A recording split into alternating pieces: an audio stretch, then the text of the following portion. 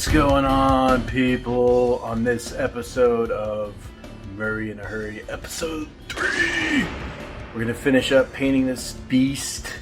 I've got some minimal welding to do to reinforce the console. What else? We're gonna get that idler pulley put on for the drive belt, and then I think we're gonna be ready to put it back together. So let's get to it.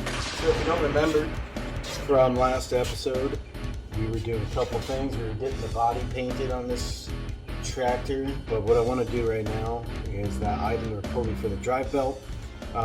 Again, if you haven't seen episode 2, go check it out. We'll go over that in some more detail. But I have an idler pulley I'm going to put on the drive belt arrangement, and that's going to help guide this belt from not wearing itself out. That's the plan. This is a pulley off of a John Deere mower deck, and you can see it's got a bearing in it, and it's designed for the tractor belt system, which is good because I was going to use this one, which is also designed for the V-belt tractor setup, but it's got much less lip on it. So I had this other one lying around, a little bit smaller in diameter. I'm going to have to move my hole over, but it's going to work.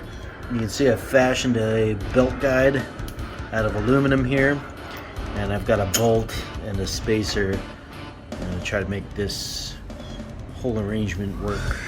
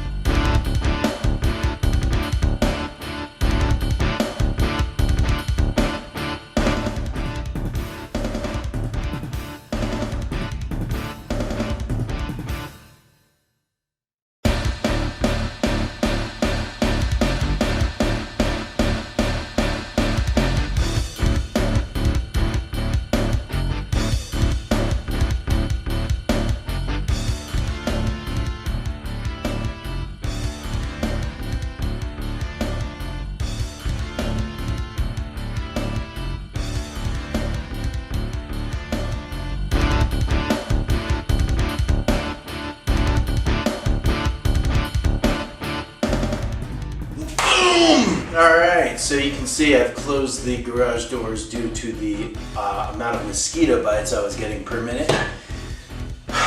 South Florida is unforgiving in that aspect. Anyway, here I am trying to get this idler pulley installed. You'll see I've got that hole drilled. And now I've got a fitment issue with the bolt that I've got securing my gusset to the frame. The bolt head sticks up and the pulley rubs on it, and that is not good for rotation. So I'm going to grind down the head of that bolt. Hopefully I don't need to take it out anytime soon. I don't think I need to take a whole lot off because I do have a spacer bringing that pulley up. Looks like there's a few millimeters of interference. So I think a quick kiss with the grinder can take care of that fairly well. After that, I'm going to try to get my bolt and my nut secured to the gusset here.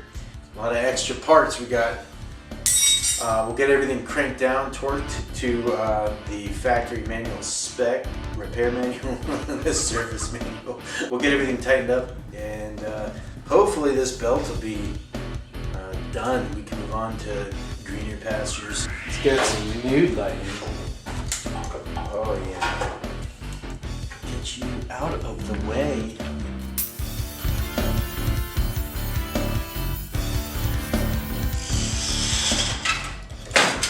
Get out of there. So, I'm gonna test fit it. Hopefully we're in business. I didn't take too much off, but hopefully just enough to keep this thing. Yeah, it's better. It would honestly probably wear itself in. I would like a little higher. Let me look around my parts bin, see if I can get a spacer or something. Hey everyone, alright. So great news, I found this washer that's going to give me enough height when combined with this spacer to stand this idler pulley off of that modified bolt head. So let's get it installed.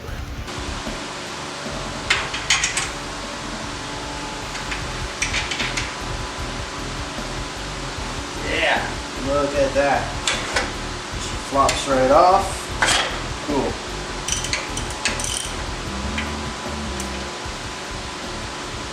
Alright, she's tight, she spins. We let off the clutch. The belt is loose and does not appear to be coming off. Oh man, I'm stoked about this. This is awesome. And then she's back on like she should be. What? Cool. Let's take a closer look. So with our new and improved drive belt system, this is the idler pulley, American idler, that we've installed. And I'm looking at it compared to its neighbor belt. It is a little lower. The belt is riding on the upper edge of the pulley.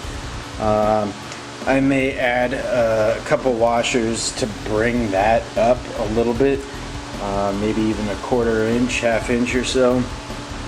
Might not need to. I'm not too concerned about it.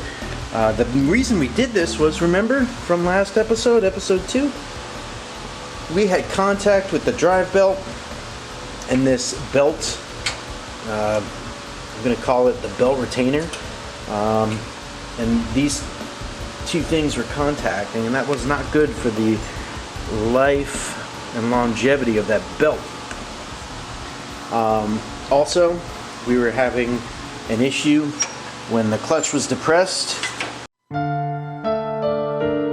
Is your clutch depressed? The belt was very saggy on this side, and it would at times come off the rear pulley. To combat that, again, I explained this in episode 2, but I had custom fabbed a belt guide. I may even take this off and show you guys at some point. If you all are interested, let me know in the comments, because I need some interaction. Let me know you're out there. This belt guard is just kind of hugging this pulley. There's going to be a little interference, I'm sure, but I'm not too worried about it. It just prevents the belt from flying off. And then we come around to our clutch idler pulley system right here. Whoop. And that just takes the tension off the belt when the clutch goes in. And then we have our second idler pulley here. And that comes off the clutch idler pulley. And then the belt is routed to the front pulley driven off the engine. Check out episode 2, guys. Sorry, I'm gonna pour myself out here for the pulley specs on this build. Haven't really tested it outside of first and second gear, so we don't know what she's gonna do, but we know it's gonna be fast and potentially deadly. Let's move on. Let's get this body work done. I'm so freaking tired of waiting. Good morning, folks. It's the next day. I want to kick things off. We're going to get this gas tank cleaned up. No build would be complete by putting dirty, disgusting, filthy parts back in. So we're going to get this nice and as shiny as can be. And then I'm going to finish up painting and sanding, not in that order. And we'll see where we're at. Give it a nice scrub.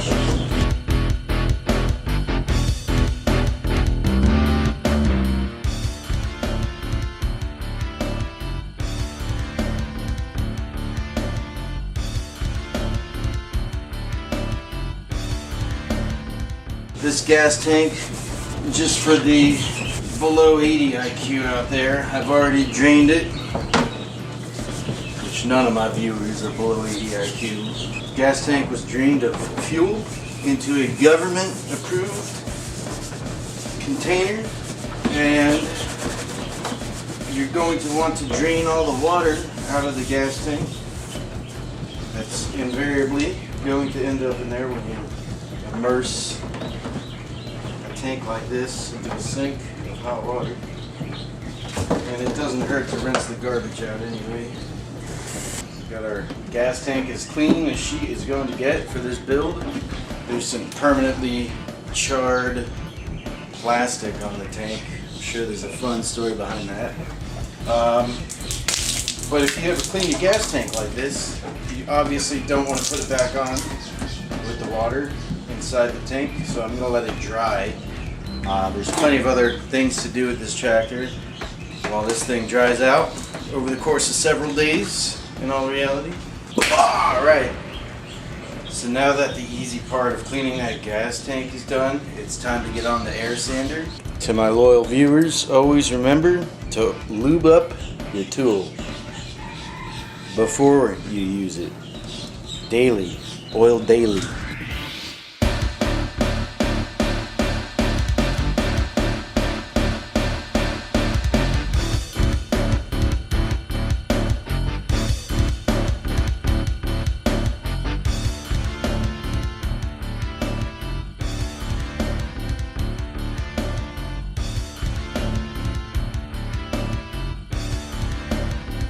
Whoa! All the sanding is done. Man, why is this camera so low? I see my cleavage. Right, I know I mentioned this before, but I've got the sanding pretty much down. Before I get to painting everything, including this here console, I want to reinforce the bottom of this. When this was installed on the Murray, it was kind of a little bit rickety. I don't want that. So, upon taking it off, I realized we had some fatigued metal. The corners are starting to tear, and this one's actually missing.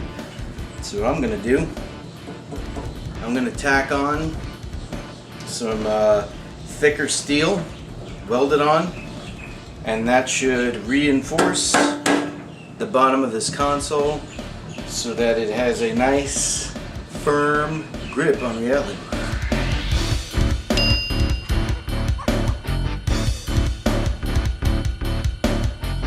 Got my cutting wheel on there. Let's make some metal parts.